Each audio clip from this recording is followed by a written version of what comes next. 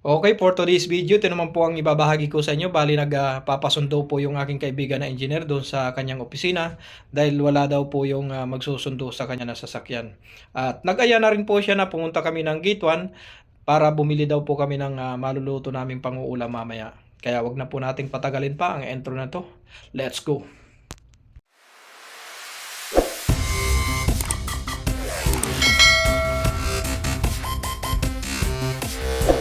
Tara, puntahan na po natin siya. Ayan, medyo madilim na oh. Ayan. Kasi ano na dito eh, mag-aalas 6 na ng gabi. So ayan. Dito yung aking service. Ayan. So ayan, palabas na ako ng camp namin. At pupunta ako ng si engineer kasi wala nga yung magsusundo sa kanya na sasakyan. So kapag wala naman kasing nagsundo doon, automatic nag-message na agad sa akin yun kasi magka-roommate lang naman kami ni engineer. Ang problema lang kasi magkaiba kami ng oras ng uwi. Ako kasi ang uwi ko ay Malapit lang naman yun, hapon. hindi naman masyadong malayo. At ang pasok ko sa umaga ay alas 5:30, 5:30 ng umaga. Kaya umuwi ako ng alas 3 ng hapon. So 8 hours lang yung trabaho ko. At sa engineer naman, 8 hours din ang trabaho niya pero pumapasok siya ng 7:45 bata ng umaga. Kaya umuwi siya minsan alas 4, minsan kapag madami yung ginagawa niya, minsan 5:30, minsan inaabot pa nga ng alas 6. So kapag ganun na mga oras na yung hindi naman masyadong malayo yung aming opisina galing sa aming accommodation na pinagtutuluyan. So siguro mga nasa 20 minutes lang yung layo mula sa accommodation namin papunta sa opisina. So ayan, malapit na tayo dito sa aming opisina na pagsusunduan ko kay engineer dyan. Baka nandyan na siya sa labas.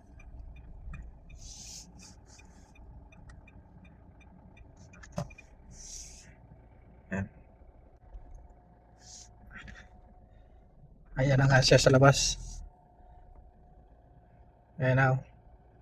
Ayan, nakatayo.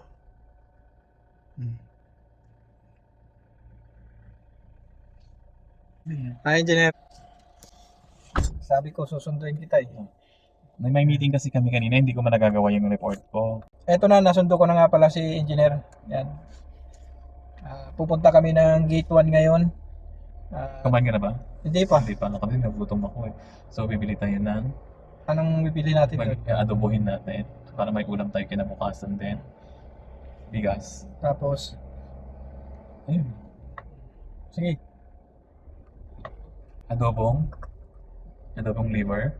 Pwede naman kahit Tapos di gisa. ba sabi mo Hindi magkakahalo na. May manok, chicken, oo. liver, tapos gisard. Pwede. Pwede. Kaso Pero ikaw mag-adobo. hindi pwedeng isabay yung yung atay. Hindi, siyempre wala namang problema yun kasi Oo. madudurog. So ayan, nandito na kami sa Gate 1 na kung saan sabi ko kay engineer, kakain na muna kami ng kahit yung katulad ng kinain namin kagabi kasi gutom na talaga. Ayan. Bago saka na kami bibili ng manuluto namin para sa kinabukasan na pang-ulam namin. Sa akin tawag dito chicken barbecue. O sige, basta sa akin makbut. Ba't hindi ka nagsasawa sa Okay lang ako doon. Favorite ko yun eh. Ayan. Kain kami ng makgut para maibsan yung gutom namin. kanina pa? Kanina pa kami gutom. Maraming tao. Line. Ano? Okay, konting fast forward tayo. Mabilis lang lumabas yung aming in-order ni engineer na pagkain. Okay, ito na yung pagkain namin. Tara, kain tayo. Yan yung pagkain ko. Same lang kagabi. Tapos yung kay engineer oh. Yan yung sa kanya. Inihaw ba yan? Barbecue. Barbecue. Yan, kain po tayo. Kain po tayo. Kasi engineer.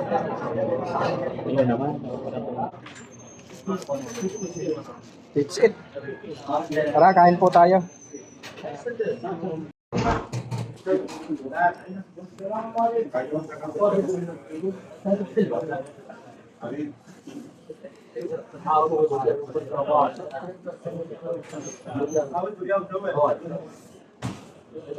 Harap.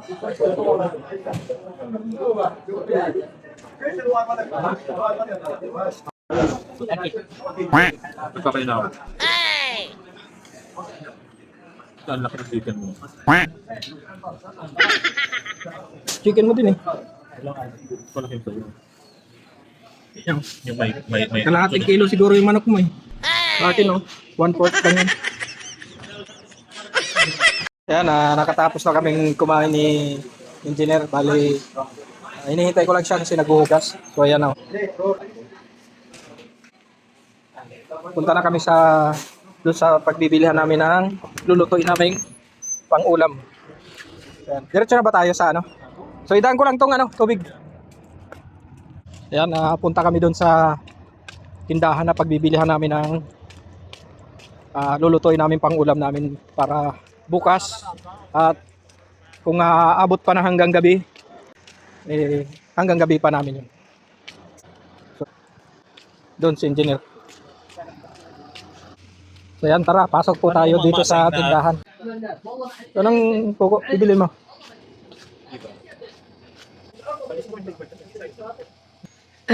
Pwede naman. Kasi kumain na tayo eh. Oo. So yan na lang daw ang bibili ni Engineer. Ano? Atay saka balunan. Ito ang atay sa balon-balon. Dalawa? Oo, kasi ano mo?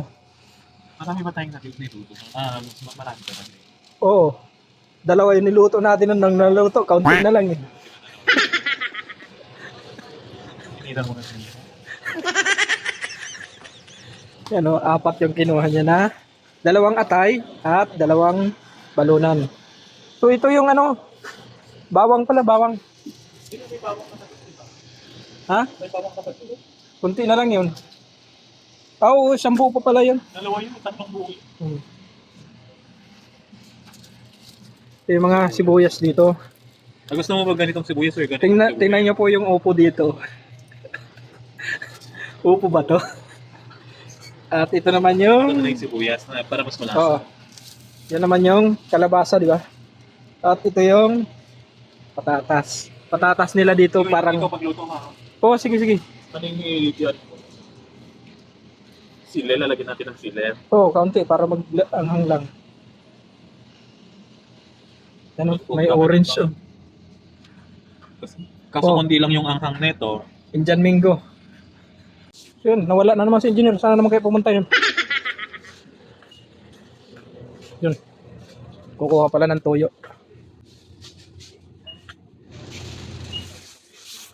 Mas masarap kasi silver swan. Ay, ano ba sa'yo mas masarap na? Silver Swan, okay na sa akin yan. Ano ba yung papanasa mo sa adobo mo? Lagyan pa natin ito. Adobong Bicolano. Oh. Magic Sarap, meron ka dun? Wala. Meron ka naman mo. Lagyan mo pa ng maliit sarap. Oo. Ano pa yung mga ano pa yung mga ano mo dito? Ayan yan, ayos na yan. Mga simpleng luto lang, ayos na yan. Gusto mong lagyan natin ito? Gusto mo ng ano? Green fish. Hindi, gusto mo ng ano na tawag dito. Yan, lagyan pa daw namin ng Ito yung whole adobo mushroom. with a twist. With a twist. Talaga namang puro mamahalin talaga yung... Mas may mura naman eh. Ito na. Ito na yun. Ay, ano naman yan eh?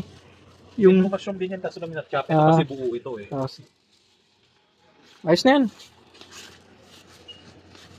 Kaya mga dits oh. Itong ganitong binibili ko dati oh. Masarap yan pampatulog eh. Nakakapantok na husto yan eh. Ito. Na part na nga ng video na ito ay pinaka-count na ni Engineer dito sa cashier kung magkano na yung aming mga babayaran dito sa aming kinuha. At ang gusto na nga ni Engineer na lutuin mamaya ay adobong atay na may kasamang balon-balunan. So kahit saan talaga, sikat ang adobo na ito.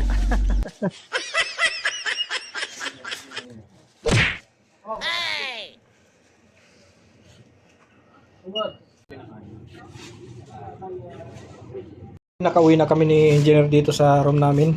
So ito na yung aming mga pinamili. Ayan. Tanggalin na natin itong mga pinamili namin para mahugasan na itong.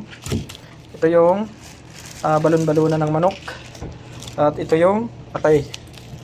So, dati bumili kami nito ni engineer. Dalawa lang na ganito. So, nung maluto na parang isang ganito.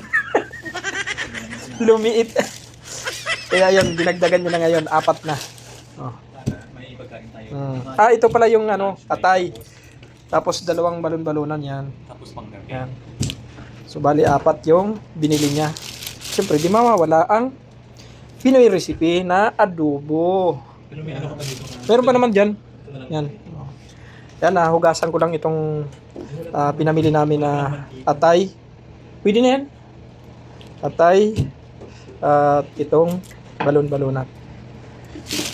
At si engineer naman, ang gagawin niya ay hihiwa na siya nitong mansanas.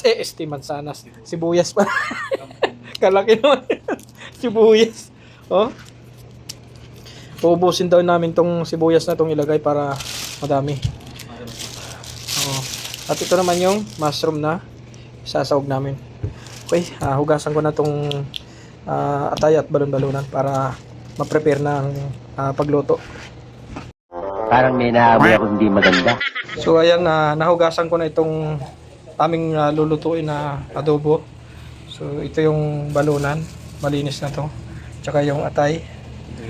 So ayan, ipapry lang namin ng bahagya. Yan. Ipapry lang namin ng bahagya para hindi madurog yung atay pagka ilinagay na dun sa pagka magkakasama na yung balunan. Yung kusang tumigas lang ng kaunti, okay na yun para buo yung atay. Ito naman yung ating mga sangkap sa ating lulutuin na adobo. Siyempre hindi mawawala yung sibuyas, bawang, laurel at siyempre yung luya. So yan yung mga simpleng sangkap lang ng ating lulutuin na adobo. At siyempre hindi mawawala dyan yung toyo, kasi ito yung pangmalakasan ng mga Pilipino sa adobo.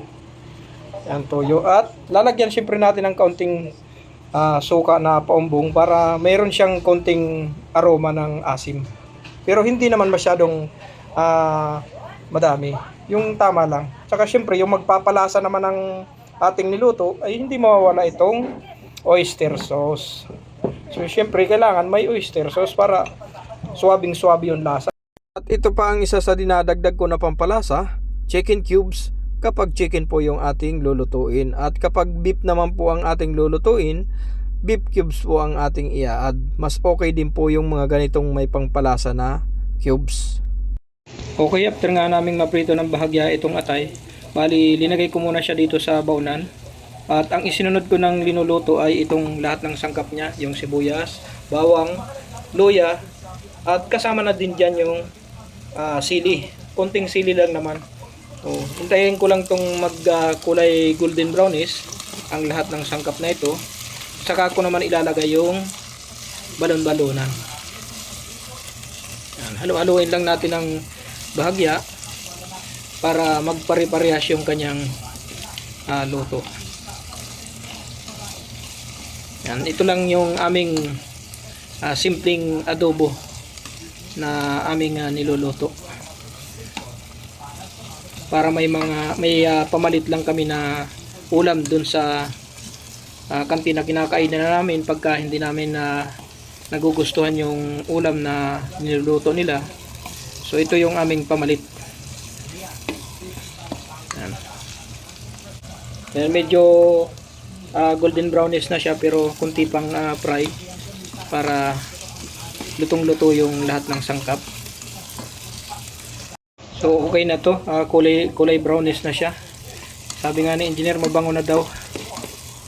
Luto na yung ating mga sangkap. Saka naman natin ilalagay itong balon-balunan. So sa paglalagay naman ito, kamayin na lang para mas tanggal pa yung tubig-tubig dyan sa ilalim. So lalagay natin pa ganyan. Maghugas na lang pagkatapos. Kasi may tubig yan sa ilalim pagka itinaktak na natin lahat. may tubig yan sa ilalim, mapapasama pa yung tubig. Ayan, pag ganyan lang yung paglagay. Ayan, may tubig pa siya sa ilalim. So pagka tinaktak na natin na doon sa loob nitong nilulutuan natin, hindi mapapasama yung tubig. So yan, pagka nailagay na natin lahat itong balunan, so pantayin lang natin, hayaan lang muna nating ma-fry siya ng bahagya yung nasa ilalim. Saka naman pagka medyo fry na ng kaunti yung ilalim, saka natin baliktarin para pare-parehas yung kanyang pagkaka deep fry. At saka naman nating lalagyan ng toyo, saka yung lahat ng mga sangkap niya. At habang pinapry natin ng bahagya itong balunan, lagay na natin itong cubes para malusaw na siya dyan at kumapit na ng gusto yung lasa niya dyan sa balunan. Kasi pagka kumapit na yan dyan ang gusto sa balunan, yung lasa niyan, pagka ilinagay naman natin itong prinito natin bahagya na atay, makukuha niya din yung lasa na nakadikit dun sa balunan. Halo-haloin lang natin ang bahagya itong ating balunan. Yan, okay na siya. Kailangan na siyang baliktarin. Yan. Ilagay ko na rin yung laurel at linagyan ko na rin siya ng sweet soy sauce. At syempre yung ating mga sangkap ay naka-ready na yan. Dahil ilalagay na natin siya lahat dito para matakpan na siya ng taki para mag-pressure na siya. Lagyan na natin ng toyo. Hindi naman masyadong madami. Yung tama lang. Kasi siya yung magpapalambot dyan. Yan. Estimatein lang po natin kung sakto na yung toyo na ating linalagay. Yan. Inuubos ko lang tong dito sa isang plastic bottle kasi meron naman akong biniling bago. Pero sa tingin ko okay na tong nilagay ko na ito na toyo. At syempre lalagyan natin ng kaunting paminta pa para sumama na yung kanyang lasa dyan. So yan, lalagyan natin ng kaunting paminta. Kahit may sili na, kailangan may kaunting paminta pa. Yan. Okay na yung ating paminta. Kailangan lagyan na natin ng oyster sauce. So lagyan na natin ng kaunting oyster sauce. Kasi mayroon na din tayong linagay dyan na cubes. Okay na yun. At syempre lalagyan natin ng kaunting suka. Kunting-kunti suka lang. Yung pumatak lang yung suka. Okay na yun. O yan. Okay na yun. So okay na yan. Nalagyan na natin ng lahat ng sangkap. So haluin lang natin ng kaunti. Para i-close na natin itong kanyang takip. Yan. Yan. Sa adobo, masarap din naman yung medyo may konting sabaw lang. Hindi naman masyadong madami yung sabaw. Yung konti lang, yung tama lang na sabaw. Okay na po itong aking niluluto na adobo. Bali natapos na yung nakasit niyang oras dito. At hintayin ko lang pong mag-cool down itong init niya para mailipat ko dun sa tupperware na paglalagyan niya para mahugasan na rin itong aking pinaglutuan. So ayan, sa lahat po ng nanood po ng pagluto ko ng adobo na ito, sa lahat po ng nakarating po sa part na ito, paki-comment nyo naman po kung saan bansa kayo at para malaman ko rin po kung saan na po nakaabot itong simpleng recipe ko na adobo na niluto. At syempre sa lahat po ng hindi pa po nakasubscribe sa aking YouTube channel, ayan, ito po yung aking YouTube channel. Yan, at syempre paki-hit din po itong notification bell. Yan, para updated po kayo sa mga upcoming video pa po na i-upload. So ayan, maraming salamat po sa lahat ng nanood po ng video po na ito. God bless po sa lahat.